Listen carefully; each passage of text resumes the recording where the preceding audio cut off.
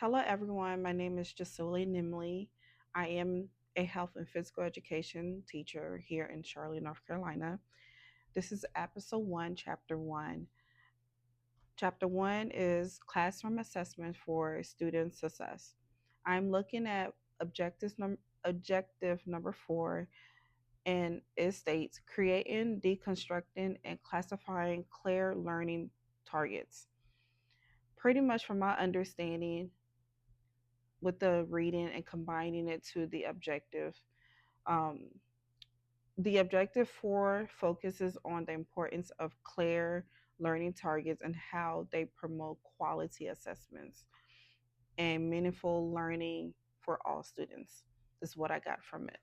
L- Learning targets explain what students are expected to know, understand, to be able to do. For students to be able to do it by the end of the lesson or unit. So without clear targets, assessment often becomes unclear, biased, and unfair. And just by me being a PE teacher, I do have to teach adapted PE, and just looking at the fact that making sure that assessment is clear and is fair, that's a big issue. So whenever I'm giving, because I mostly give skill based assessment, and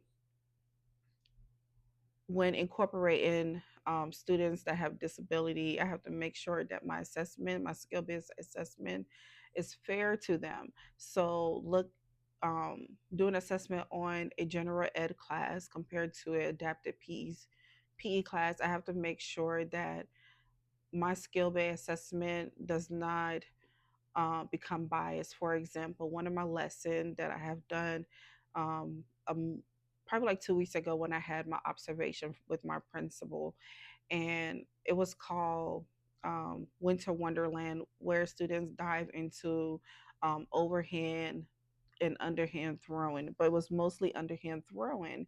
And one of the student in my classroom, adapted ed student, and he couldn't um, hit the bowling pins because the target of the game is for them to be able to use underhand throwing to be able to knock down the bowling pins from different levels, and the team that able to knock down the entire level first wins.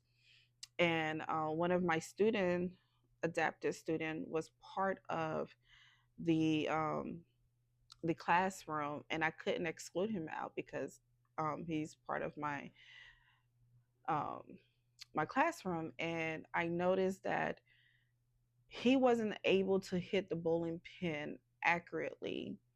So instead of his assessment based on underhand um, throwing and accuracy, I'm more so focused on, does he understand what it looks like? Not necessarily perfection, but is he able to do the skill at least 80% of it? Does he understand the difference between underhand and overhand throwing? And based on that is how I graded his assessment. It wasn't based on, was he able to hit the ball accurately, and was he did he 100% um, use the the form correctly for underhand throwing. So that's how I had to make sure that his assessment wasn't biased. And with that lesson, my principal was actually amazed on how I handled that lesson really well, because when it comes down to hands and coordination, a lot of that when you're working with adaptive PE students, dive into fine motor skills, OT. And so I didn't focus more so on his accuracy, but can he perform the skill about 80% correct? So I try my best not to be biased, to make sure that assessment is clear for every student. In objective four, creating learning target begins with deconstructing standards. Many standards are written broadly and includes multiple skills and concepts. So you want to make it clear for the students. Teachers must break the standards down into similar teachable goals. Like I can reference, I didn't just focus on one thing with him. I look at multiple skill level with him. So that is teachable and it's not as intense for my adapted student.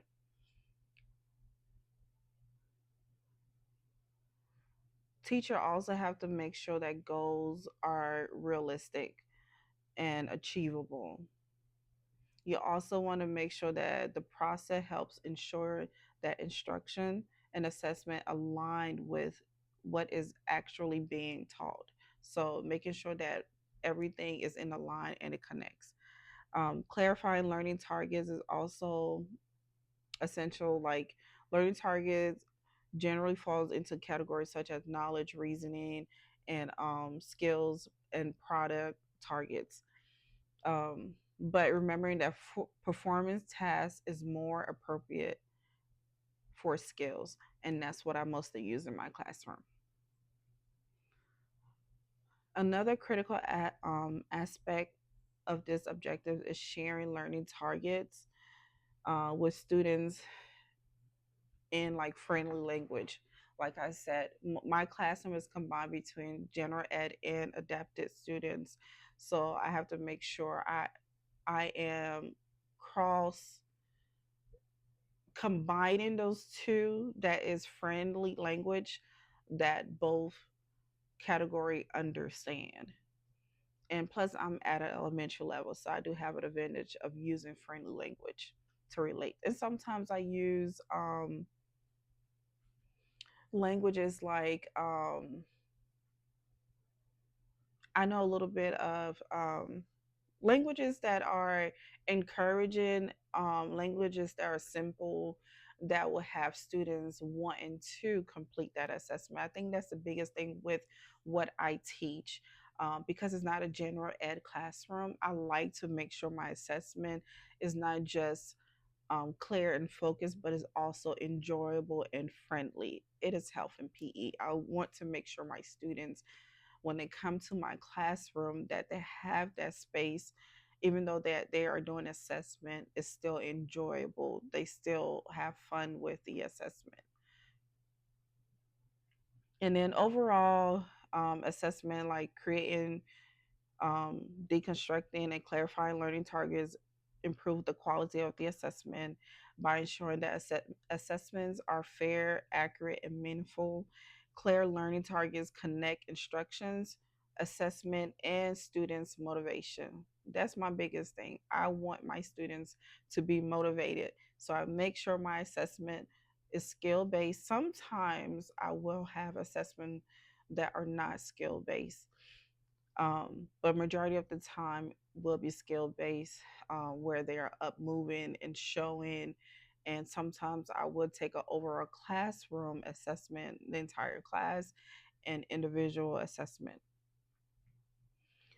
And then most important, making sure that foundation or effectiveness teaching and improve students achievement. To answer the question, question number one, which idea in this chapter did you find most convincing or useful? Um, what I found useful is that creating assessment, um, to improve assessment quality, fairness, and accurate, and making it meaningful. I found that useful because that's something to think about whenever you're creating assessments for students, especially in a physical education classroom. And then the next question is, how does this chapter align with your own beliefs about teaching and learning? For what I teach, health and PE, I think that every learning in PE should be tested through skill base, um, and making sure that is clear, fair, and enjoyable. Next question: which strategy or idea from this chapter would you feel most confident implementing and why?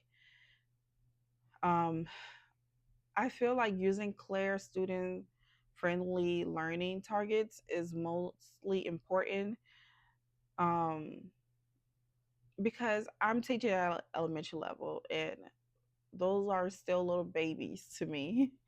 And so I really focus on making sure that it is friendly, inviting for them to be excited to learn.